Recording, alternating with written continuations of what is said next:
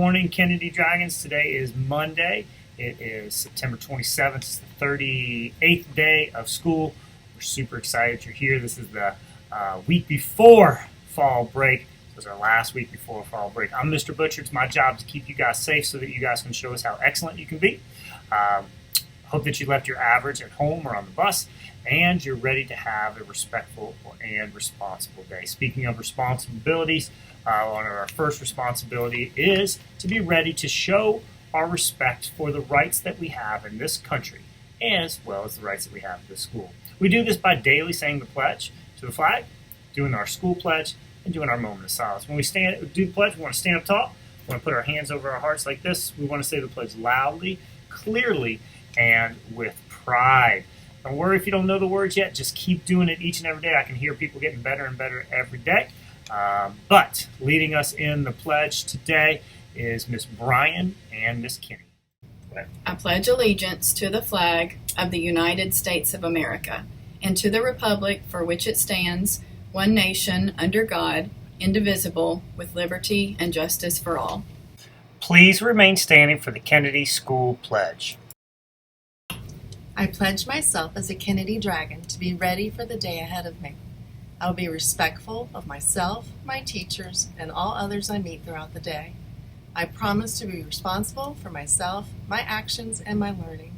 I will work my hardest to be the best dragon I can be. Please take a moment to reflect silently on our day, our activities, and what we hope to accomplish.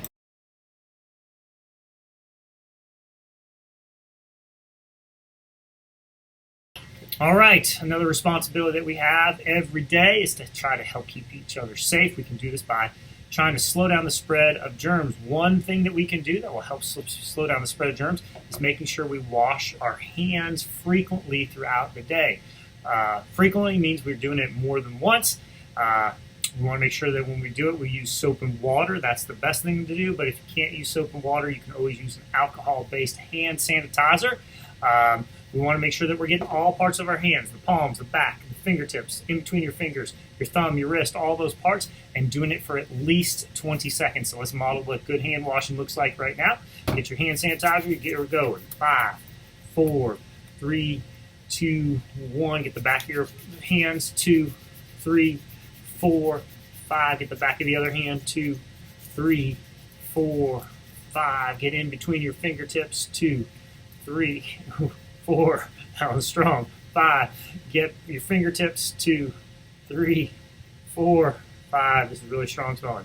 Get the other fingertips. 2, 3, 4, 5. Get your thumb. 2, 3, 4, 5. Get your other thumb. 2, 3, 4, 5. Get your wrist. 2, 3, 4, 5. And your other wrist. 2, 3, 4, 5. And now your hands are nice and clean. All right, after we have done our pledges, our moment of silence, we've modeled hand washing, it's time to be ready to show respect to people that have birthdays today. Happy birthday, Kenna Murphy. Kenna is 7. Kenna, we'll make sure that you get your birthday ribbon. Happy birthday. Another responsibility that we have every morning is to make our lunch choice for today. It's chicken sandwich, Chick-fil-A sandwich with lettuce, tomato, and pickle, side walnut fries, and fruit sherbet.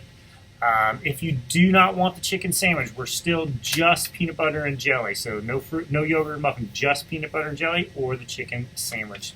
Go ahead and make your lunch choice if you have not already. Okay, one of our goals this year is to increase our vocabulary. That's why we're trying to read so many books, and that's why each week we do a picture of the week to try to build vocabulary, the words that you know, and use not only know words, but to use them in sentences and in our writing.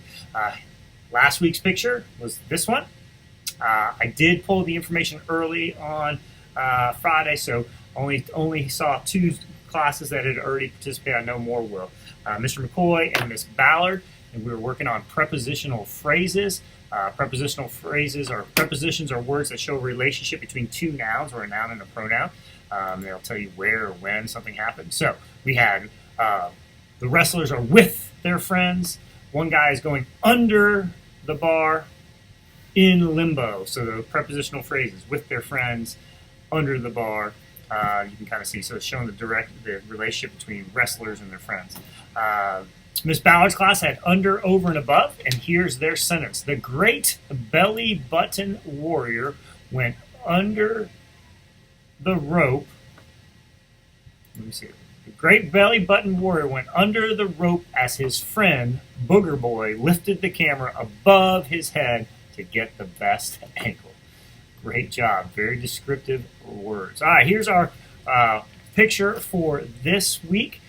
Remember, we're going to be doing nouns on Tuesday, verbs on Wednesday, adjectives and adverbs on Thursday, and then we'll be doing prepositional phrases on Friday. Just find words that you see, things that you see, the actions that you think are going on. And guess what?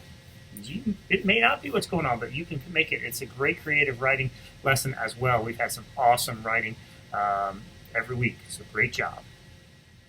All right, our morning message is on perseverance, which I think is one of the biggest things that we need to work on. We need to work on our perseverance, overcoming obstacles, and having a positive attitude. So here, listen to this word of advice. He did it with all his heart, and he succeeded.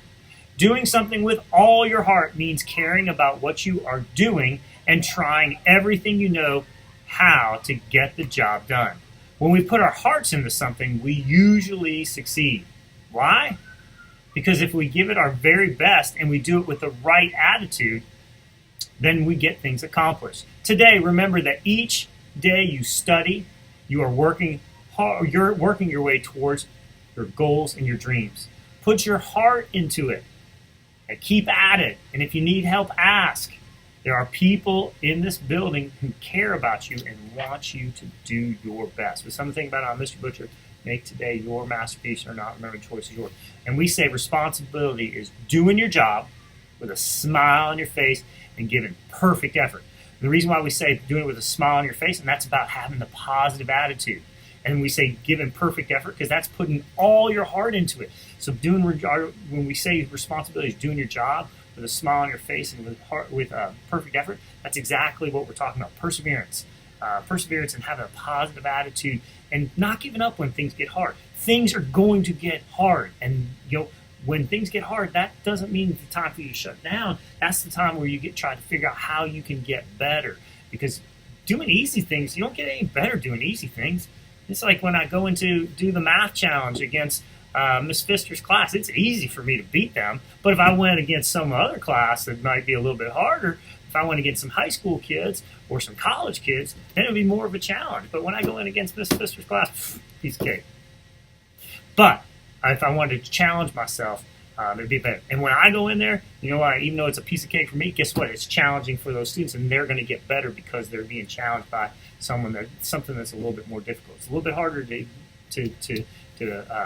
beat me in the speed test than it is to beat maybe a third grader or a second grader or a first grader. So there you go. You guys persevere. Overcome obstacles. Don't give up when things get hard. All right, still under our temporary mask mandate, so that means we have to. Everyone needs to be wearing their masks. Unless you're eating or drinking, you need to be, or outside, you need to be wearing your mask the right way. So make sure it's over your nose. Make sure it's over your mouth. Make sure it's tight around your ears. You guys have a great day. I love you very much. That is all we have for announcements. So please help me. Me and your teachers keep you safe. That is our job. And your job is to help us keep you safe.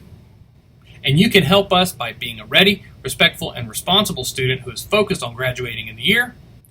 Because when you are a ready, respectful, and responsible student focused on graduation, you are boldly committed to student success. I love you very much. Have a great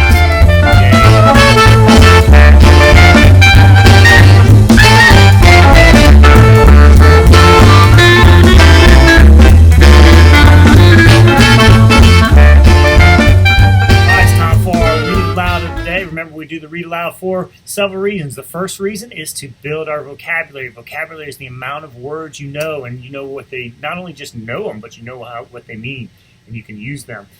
Second is to model what good readers do. Good readers read fluently, which means they read the words correctly at a good pace, not too fast, not too slow, and with expression. And then also, too, to model what good readers do as they're listening to the story. They're listening for the story elements, the character, who or what the story is about, the setting, when and where the story is taking place, the sequence of events, what happens first, next, and last. They're also looking for the problem and the solution and the supporting details that lead to those. So as we read, focus on those three things. Bunny's Book Club. The author, person that wrote the words, Annie Silvestro. The illustrator, the person that drew the pictures, Tatiana Maiwis. Bunny's Book Club. Bunny loved books. He loved them ever since he first heard the lady with the red glasses reading outside the library. As he listened, Bunny imagined himself climbing mountains, captaining a ship, ruling a kingdom. But when summer ended, story time moved back inside. Bunny wasn't sure if animals were allowed in the library, but Bunny was sure he couldn't live without books. Night after night, he could hardly sleep for wishing he had to do something. So with a flashlight in his paws and hope in his heart, Bunny jumped out of bed and tiptoed through the dark. But when he reached the library door, it was locked. So were the windows. Bunny tried digging, climbing, and yanking, but nothing worked. Until finally he noticed the book returned. The shiny handle was far above his head, but it was no match for a high-hopping bunny hungry for books. Bunny leapt. He clung to the bar, flung himself over and wriggled his cottontail through the slot. He landed inside with a thud. Bunny's eyes sparkled in the sight of the shelves bursting with books. It was better than a field full of fresh, crunchy carrots. Bunny didn't know where to start. He took a deep breath. It smelled as if he were wrapped inside the pages of his favorite book. He followed his nose to the adventure section. Then he found stories about swashbucklers, sharks, and superheroes. Bunny greedily grabbed them all. His whiskers twitching with excitement, he slipped his treasures through the book slot one by one. Then, performing his best balancing act, Bunny wobbled home. He couldn't wait to dig in. And so Bunny returned to the library each night. He searched and sneaked, then scurried back to read. Then one evening, a loud knock startled Bunny. He closed his book and opened the door. "Where have you been?" asked Porcupine. "Reading," said Bunny. "Why?" said Porcupine. Bunny's eyes popped wide open. "Why?" he sputtered. "Have you ever been to the library?" It was time for Bunny to let Porcupine in on his secret. And this could be trouble. I don't know if that Porcupine can get in there. "Are you sure this is a good idea?" said Porcupine. "You should calm your quills," said Bunny. "I'm too prickly. I'll never fit." Bunny pushed and shoved until pop went the Porcupine. Bunny slipped in and flipped on his flashlight. "Whoa!" said Porcupine. "I know," said Bunny. "Do you think there's a story about balloons?" "I've always wondered about balloons." "Most definitely," said Bunny.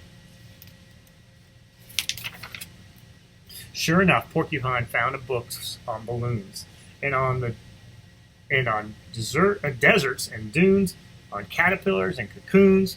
When Bunny handed him one about hedgehogs, he hugged it. The two friends took turns cramming books out the slot. Their towers teetered so high they could barely carry them. Back at Bunny's, they cozied up with cups of teas and carrot muffins. Together they read until sunrise.